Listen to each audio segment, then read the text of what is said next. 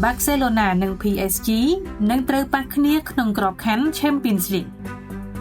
ក្រុម Barcelona និង Paris Saint-Germain នឹងត្រូវប្រកួតទល់នឹងគ្នាក្នុងការប្រកួតដ៏ស្វិតស្វាញមួយក្នុងក្របខ័ណ្ឌ Champions League ដែលមហាជនកំពុងតែទន្ទឹងរង់ចាំដែលការប្រកួតនេះនឹងប្រព្រឹត្តទៅនៅថ្ងៃទី 2 ខែតុលាខាងមុខនេះBarcelona នឹងស្វាគមន៍ការត្រឡប់មកវិញរបស់កីឡាករដ៏លេចធ្លោរបស់អេស្ប៉ាញគឺ Lamine Yamal ចូលក្នុងជម្រើស11នាក់ដំបូង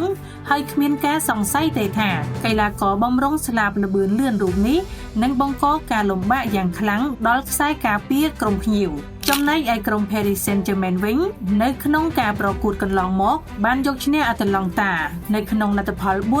4-0ក្នុងការប្រកួតបើកឆាក Champions League របស់ពួកគេប៉ុន្តែដោយសារតែកីឡាករ Marquinhos, João Neves និងម្ចាស់ពាន Golden Ball កីឡាករ Ousmane Dembélé សុទ្ធតែអវត្តមានសម្រាប់ការធ្វើដំណើរទៅកាន់ទីក្រុង Catalonia ដូច្នេះជ័យជំនះនៅក្នុងផ្ទះត្រូវបានអ្នកគាំទ្រកំពុងពិចារណា